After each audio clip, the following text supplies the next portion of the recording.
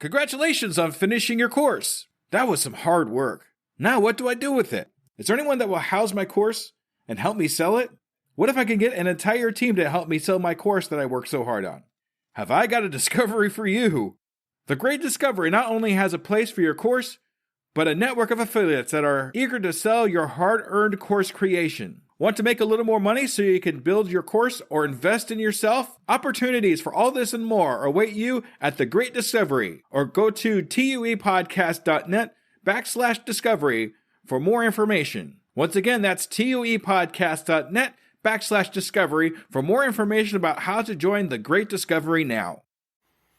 This is an Undiscovered Legacy production and proud member of Pod Nation Media Network. Hello, Skoob believers, and welcome to episode 104 of the Undiscovered Entrepreneur, and it's me, Skoob, coming at you at whatever device you happen to be listening on. All right, so before we get started, I want to tell you a little bit more about what I've been doing lately. I just opened a stand store. You might not know what it is. It's basically kind of like a Linktree, but on steroids.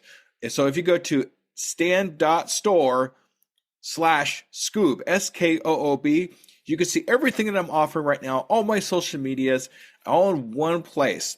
Right now, I have a special going on right now for a limited time only, where I go doing one-on-one coaching for $1 whole dollar. That's right, $1 for a 45-minute coaching call with me. I also have free prompts. I have the 4 prompts to get you started across the start line in your entrepreneur adventure, all available in this one spot. So please go to stand.store/Skoob to learn more about what I'm doing. If you want to make a stand store for yourself, go to tuepodcast.net/stand, STAN, and you get a 14-day free trial to check things out for yourself. All right, that being said, today we are talking to Christy. Now, Christy, from childhood, inspired by her father's and grandfather's entrepreneurial spirit, ended up founding Oconco Marketing in 1999. Christy has built her business on the principle that genuine faith and perseverance lead to unexpected opportunities. Christy's greatest achievement isn't a single business success, but developing a mindset of resilience, turning failed campaigns into learning opportunities, and remaining oblivious to loss while pushing forward. During one of her darkest moments, facing potential bankruptcy, Christy received a serendipitous call that led her to the biggest client relationship of the past decade, proving her philosophy that stepping across the gap of uncertainty is what defines a true entrepreneur. And with that, let's listen to somebody that's really super inspiring to me. Let's listen to Christy. Are you ready to unlock your entrepreneur potential? Are you ready to break free from all the barriers holding you back? Then you've come to the right place. Welcome to the Undiscovered Entrepreneur, your first step in getting across the start line. I'm your host and guide, Skoob, and I'm here with one mission: to help you overcome the obstacles standing between you and the start of your adventure. Whether you're dreaming of launching a startup, creating the next big app, or turning your passion into a thriving business, this podcast is your launch pad. Together we'll navigate the challenges, overcome hidden boundaries that stop us from starting, and learn how to overcome them with the help of others, experience them right along with you. So are you ready to take that crucial step to transform from aspiring to inspiring? Then let's get across that start line together, right here, right now, on the Undiscovered Entrepreneur.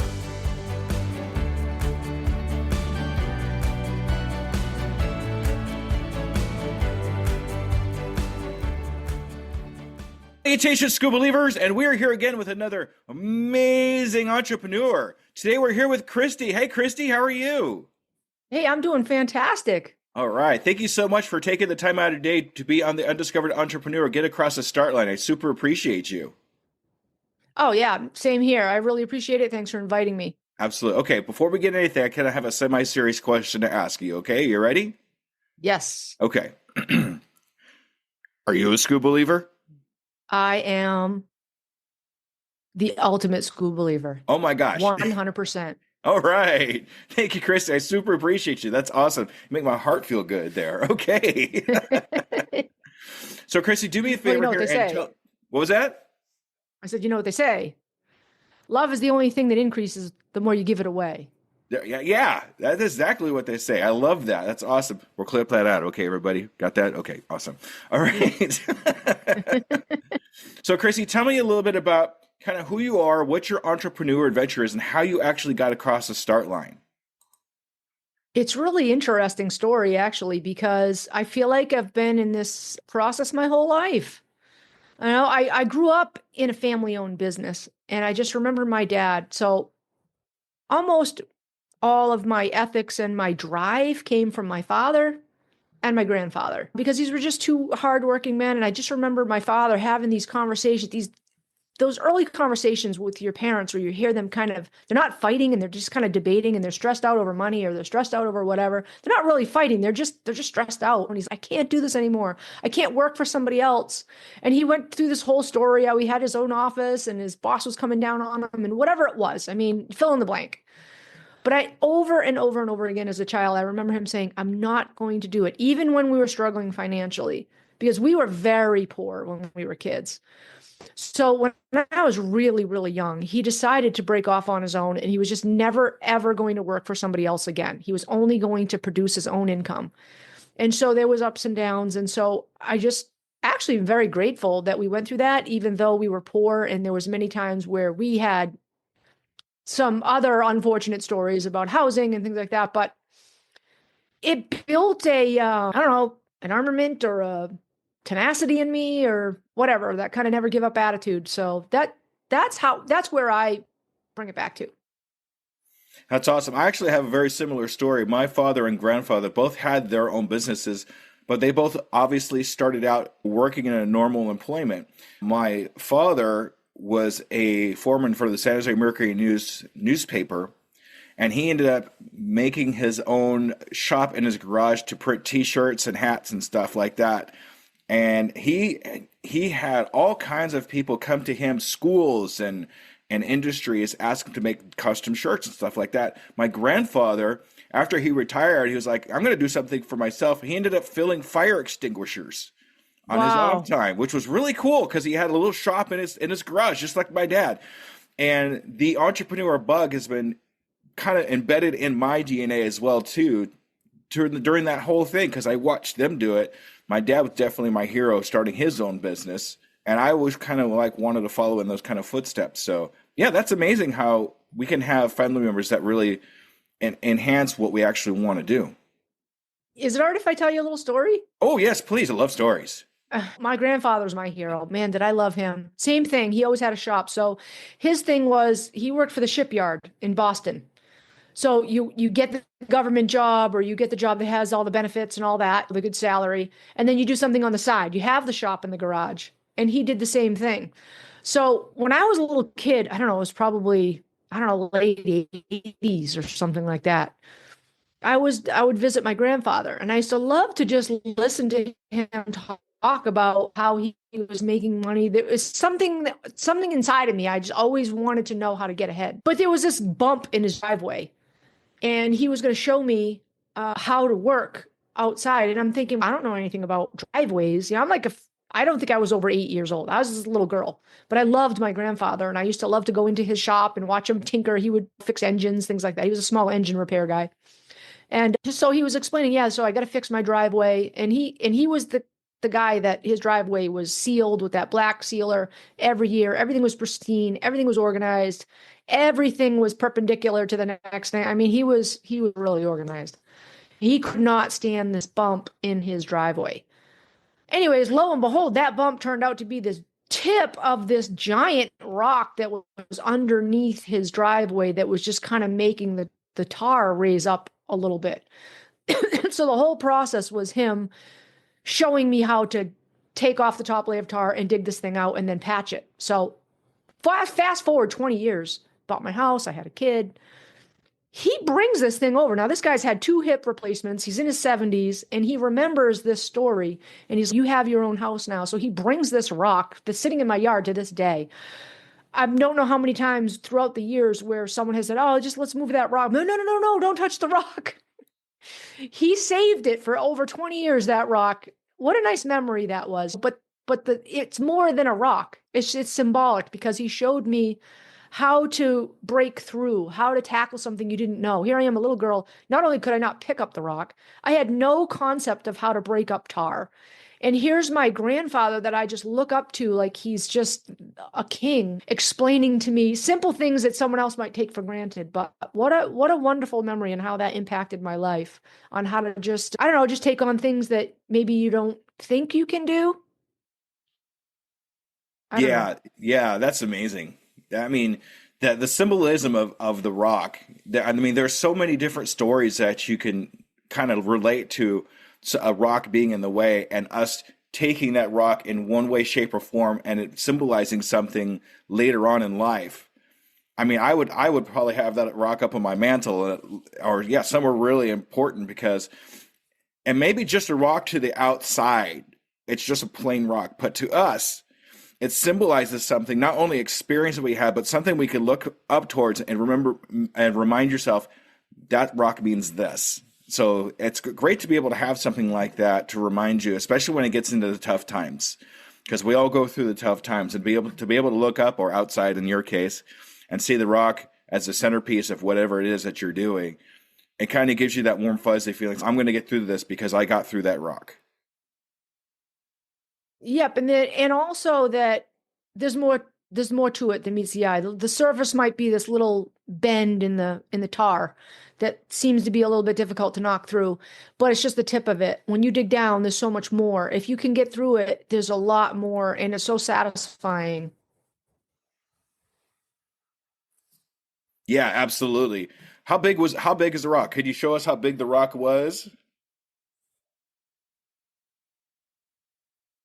Bigger than what you're showing. I Okay. would say about the size of, let's just say a basketball, a little bigger than a basketball. And how much of the tip was actually showing that was bending the tar? 2 inches. Amazing. But it was the point. So if it was like a football shape, I was like this little point, and then it was like way down. But now the tar was just like this little teeny point. And he's like, "Oh no, I'm a perfectionist. I got to get this thing to be smooth as glass." Little did he know, Right. because we were there all day, and I remember his patience, because he wanted to fix his driveway. He didn't want to dig a big giant hole. So now he's thinking, oh no, there's going to be this giant pothole, and now it's going to be a big patch. It's not a little patch that I'm putting in here. So there's a lot more to it. I guess you had to be there, but I just love my papa. That's the whole moral of the story right there. I love it. So I want to ask a real quick question here now. Yep. My listeners all are brand new entrepreneurs that are just getting started, but what do you actually think holds back a lot of entrepreneurs from Okay. getting across the start line in their entrepreneur adventure? A leap of faith. You got to step out. You can't wait until success comes. You have to go to the success. You've got to take that step across the gap. You've got to be the one. That's what defines, I think, an entrepreneur, is someone who's willing to fill in the gap or step across that gap in order to go seek out and create and innovate. If you're a leader, you're a leader. If you're a follower, you're a follower. So you can just make that distinction in your mind. Do I want to follow? Now, you can follow in someone's footsteps and say, all right, I'm going to take some of these great successful people, I'm going to follow in their footsteps. So I don't mean that. But what I mean is that you've got to have that little bit of gumption to say, you know what? Win or lose, I'm willing to fail. I'm willing to do what it takes. It's okay if I fail, but I got to take this step, and I have to go for it. You can make a controlled decision and educate a guess. You can be cautious, but you've got to make that leap. And that leap actually equals to what I call getting across the start line. That's why I say that a lot. Taking that leap to whatever is on the other side of the road or the crack or wherever we want to say it is what makes us who we are, and how we take that experience and learn from it and see what's on the other side, and not have the regret of not knowing what's on the other side of that leap. And something comes to mind too, as you say that, it's something that one of my first interviews said that always sticks in my head. Even this pawn could become a queen. Yeah. That's the ugly duckling story. Yes, exactly. Yeah, you could be a follower at one point, but at one point you got to take the leap and become a leader. Every single thing that I've done in my life, I always look back at it and say, okay, that's what's prepared me for today. All of those things were for a reason, good, bad, or indifferent. I've learned from those things and I take the good with me. I carry it with me. And I don't always focus on the negative. It's even the negative is a positive in a way, because that's what gives you the life experience, and experience will trump book learning anytime. When you learn the hard way, I could write something about you personally and say, oh, wow, he's got this podcast and he talks to these entrepreneurs and what an amazing experience. But unless I actually sit down and speak with you and get to know you, I won't have that experience, that firsthand experience. So don't be afraid to lose. Don't be afraid to step out there and do that, because that experience is so valuable. And that's why failure is so valuable in what we do as entrepreneurs, because that's usually how we make our best lessons. That's where we get our best lessons, is from that failure, firsthand experience of that failure. And then instead of throwing our hands up in the air and saying, I'm not meant for this, let's see what it actually meant for us. What can we learn from this so we can move on to our next entrepreneur adventure and use that experience in whatever it is that we do next?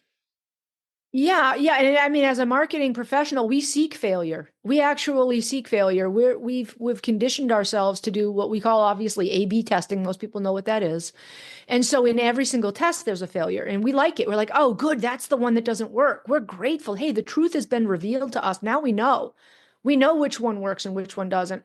Some of the greatest relationships I've ever had has been with campaigns for businesses that started off with a failure, because what they saw, not only did they see the failure, but they also saw a professional that didn't give up, that wanted to make it right, that had the ethics to say, you know what, this isn't a bad thing, and so let's try this. And some of the best relationships, because when you start off with a failure, sometimes when you get that win, you latch right onto it, and it just gives you so much more fuel. Yeah, it really does. It really does. So when you were first getting started, having that leap of faith, was that the thing that was kind of stopping you from getting across the star line, or was it something different?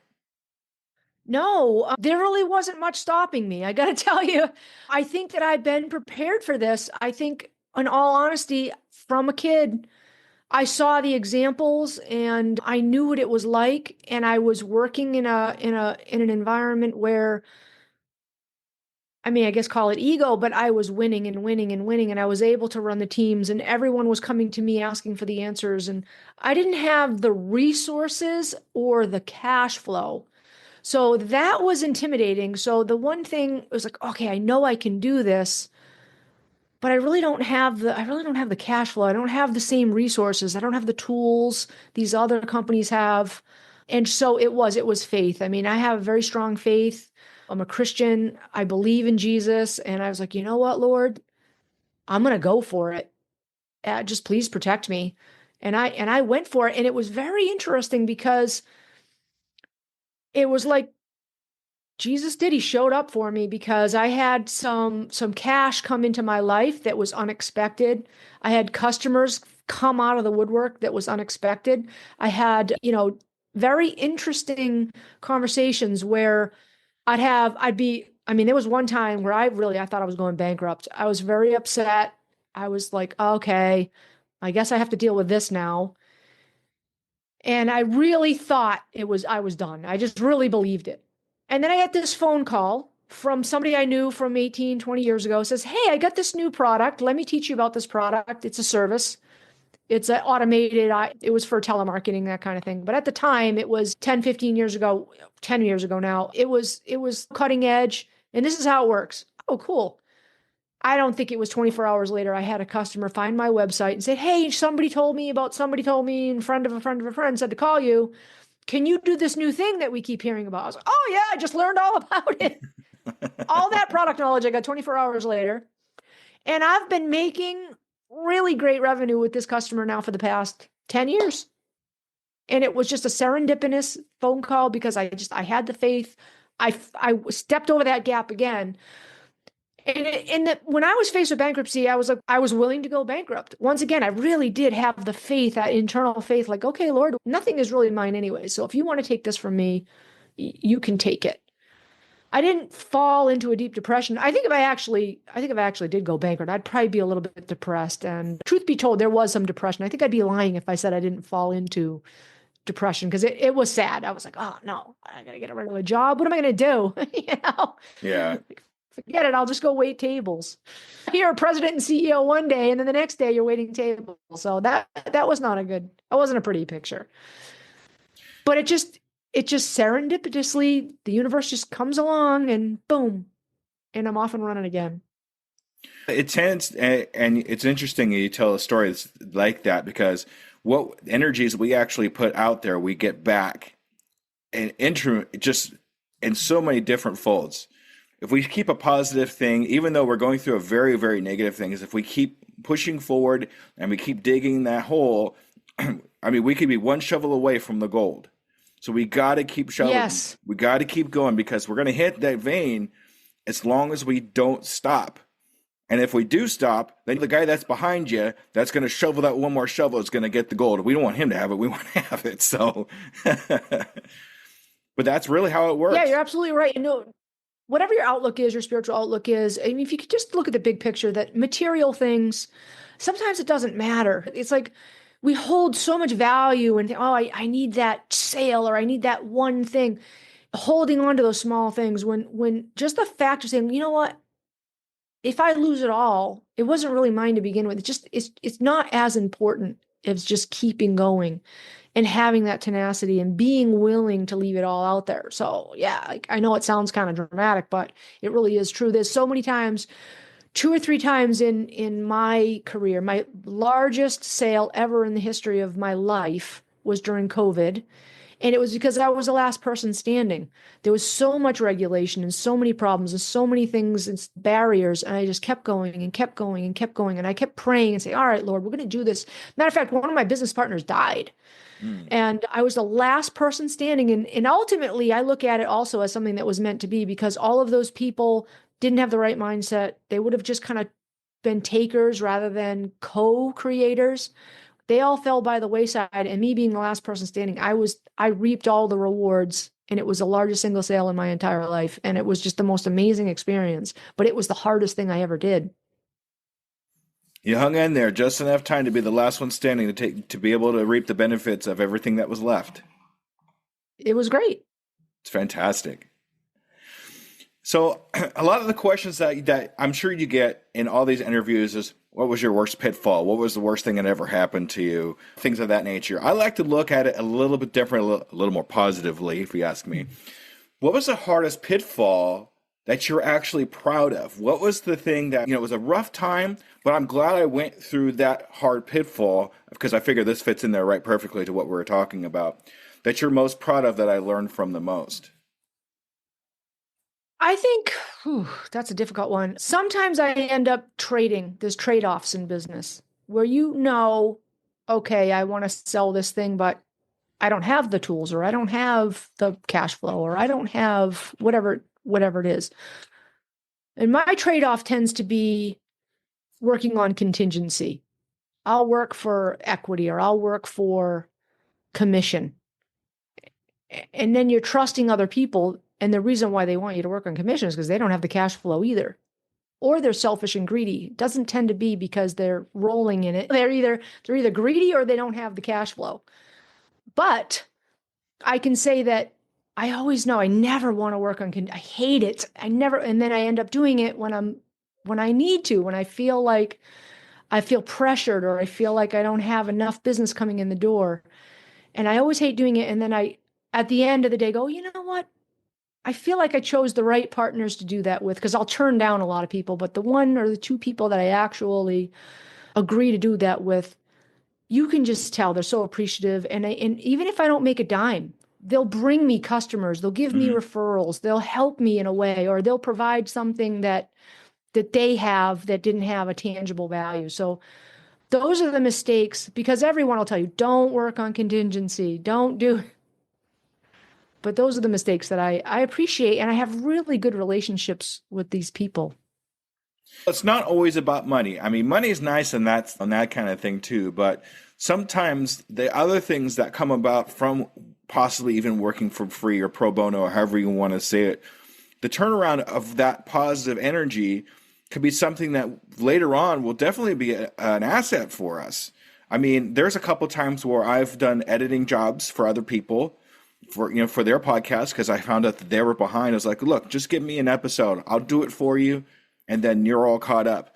But later on, they say, oh, thank you for that. But they'll remember that I did that for them. Then they'll throw some people my way. Who knows? I've done free coachings where they turned around and said, hey, once I get to that point where I can pay you, I'm definitely going to be your client.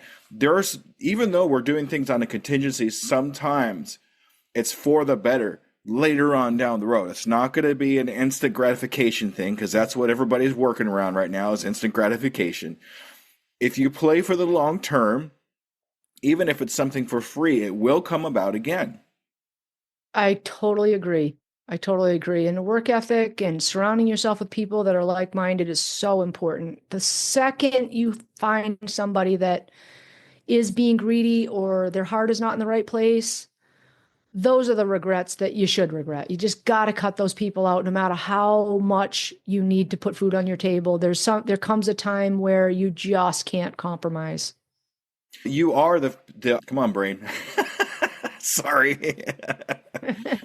But you are the combination of the 5 people you hang around most. And if any of those people are negative or are just not kind of like you saying, they're being greedy or something like that, you have to come out because eventually what's going to happen, it's going to start happening to you. You're going to start being like these people. We don't want to be those type of people. It's not in our realm. It's not who we want to be. So cutting those people off, sometimes it could be hard too, because it could even be a family member. Or it could be somebody that's really close to you. But you have to realize that with the negativity around them, it's not going to be a positive thing for you in the end.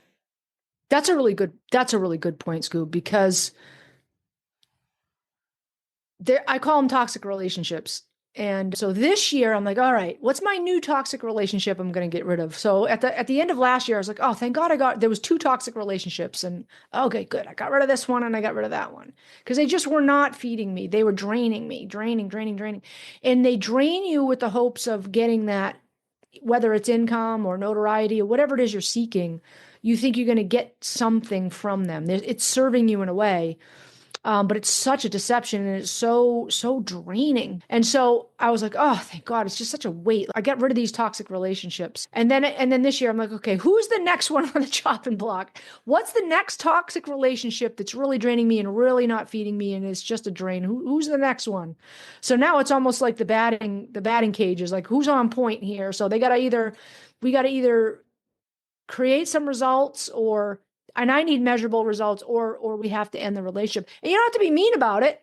You just say, listen, it's just really not aligning with my plans. And, we can continue to part as friends, but it's just not serving the purpose, or there's no synergy here right now.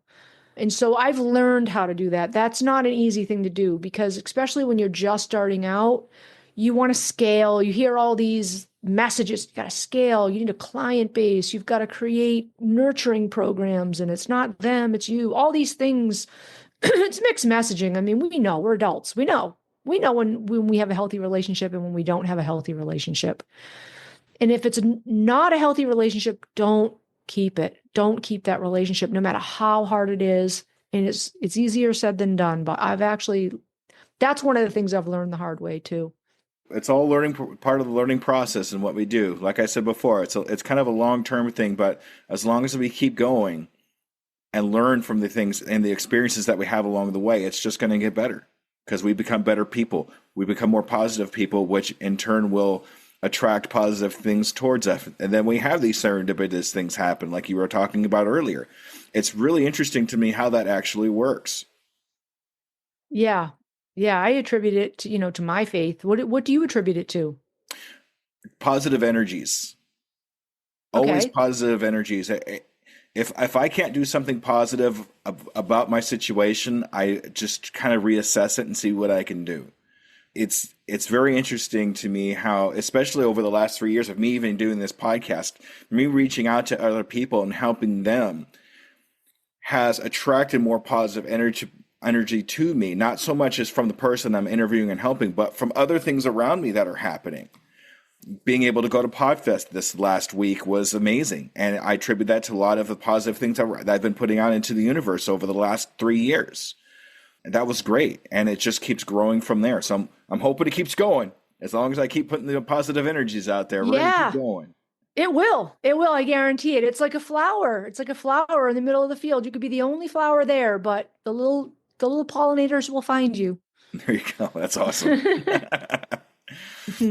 So I'd like to know what how long have you actually been working this business that you're in right now?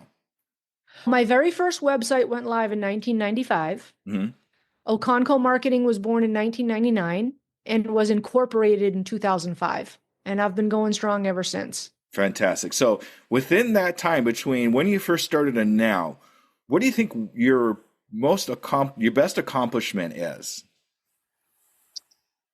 It's really a mindset. Just to be able to just have that positive mindset of, you know what, if they can do it, I can do this. And I'm talking about failed campaign after failed campaign after failed campaign. Just being oblivious to loss. There's some certain people, I don't know if you know anybody in your life where you could just insult them, no tomorrow, and they just sit there and take it. That's kind of how I feel a little bit. But I've had some good successes too. I'm not trying to say, obviously I wouldn't be here if I didn't have some successful campaigns. But I think it's really it, and I have to attribute it back to my youth, back to my father and my grandfather. Like my grandfather was the son of an Austrian immigrant. He went to World War II. He was working in the shipyards and he wanted to make a way for himself. I believe he bought one of those GI Bill houses over off of Boston area there in Weymouth. So he had one of those little GI houses and he did small engine repair on the side. And then because he did small engine repair, it morphed into all kinds of things. And so I just saw the example. That's fantastic. Yeah. Once again, learning from the other people that we want to learn from and have the experiences that they had and just build it from there, then make it our own.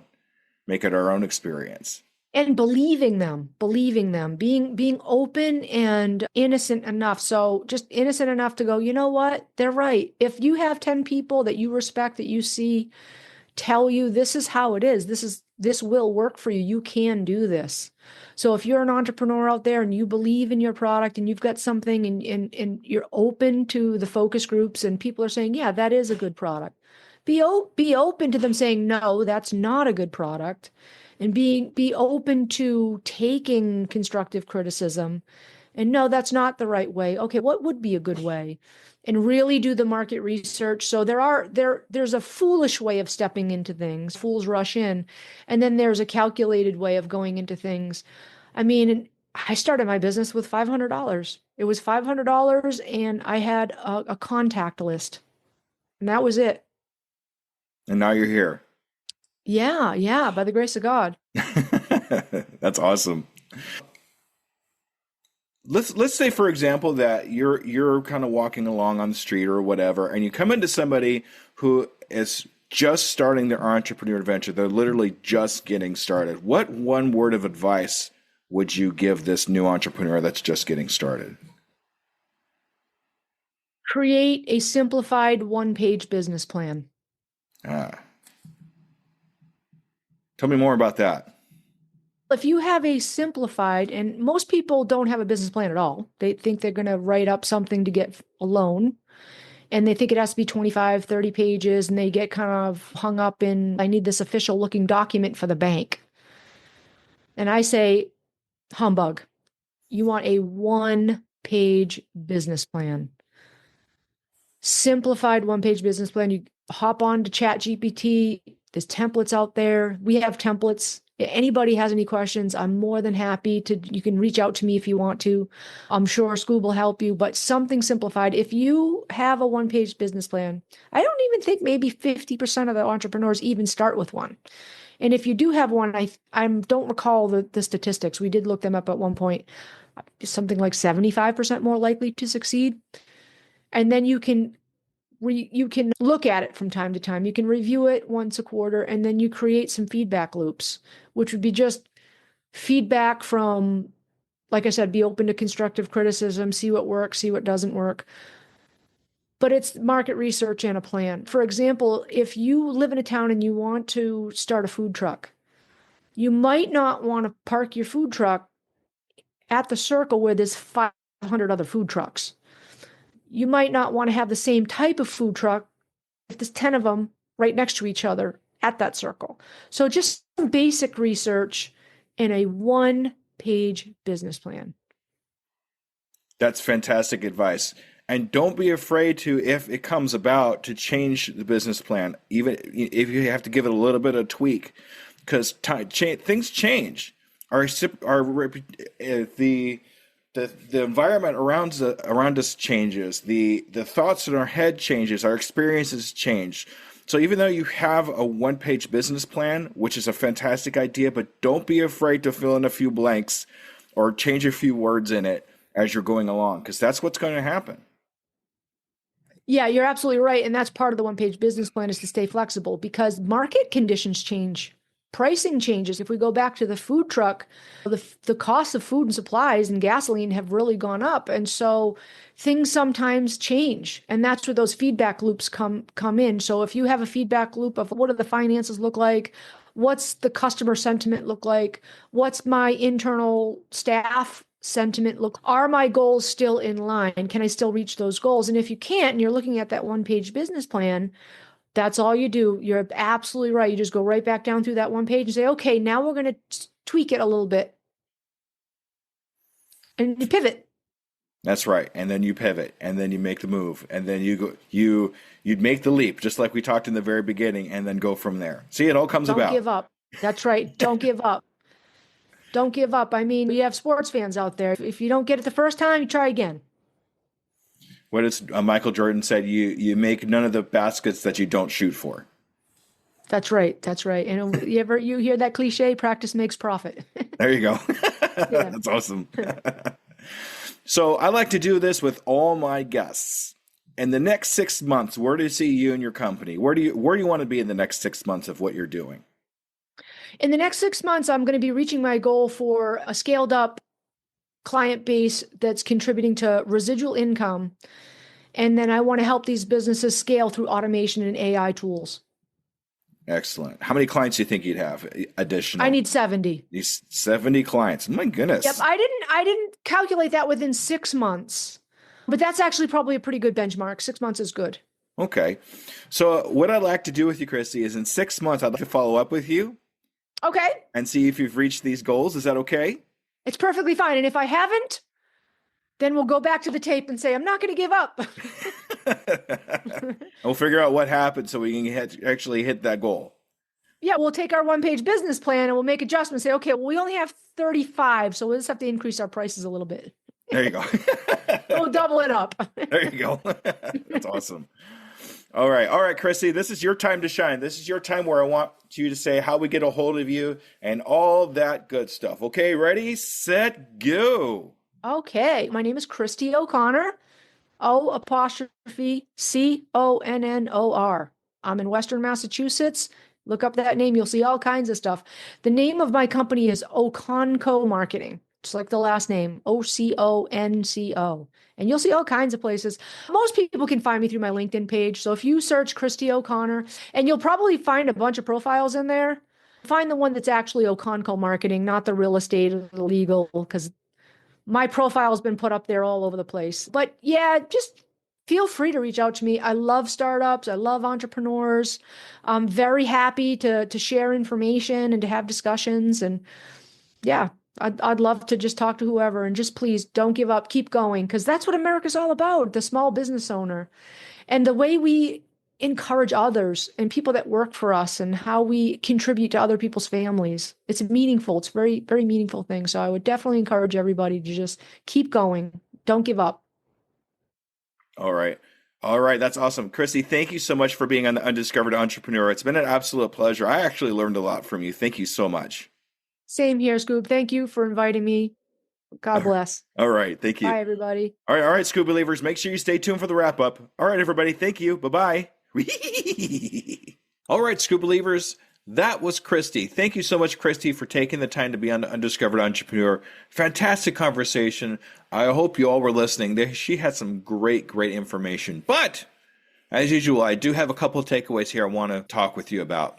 When she was faced with her own rock in the driveway, remember, there's always more beneath the surface than meets the eye. Dig deeper, break through, and experience the profound satisfaction that comes from overcoming what once seemed impossible.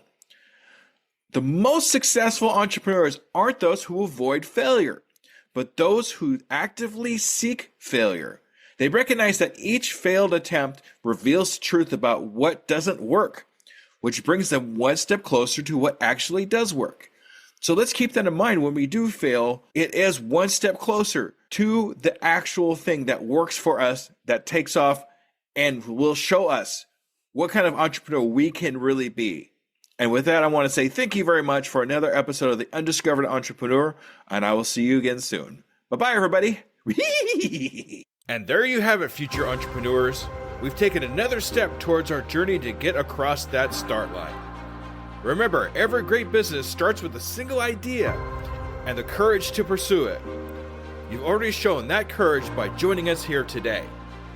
As we wrap up this episode of the Undiscovered Entrepreneur, I want to remind you that the start line isn't as far away as you might think.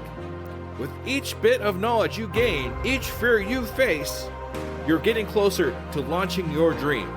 Until our next episode together, keep pushing, keep dreaming, and most importantly, keep taking those steps across the start line. They'll all add up to big strides in your entrepreneur adventure. This is Skoob, your guide across the start line. Remember, your future is waiting. I can, I am, I will, and I'm doing it today.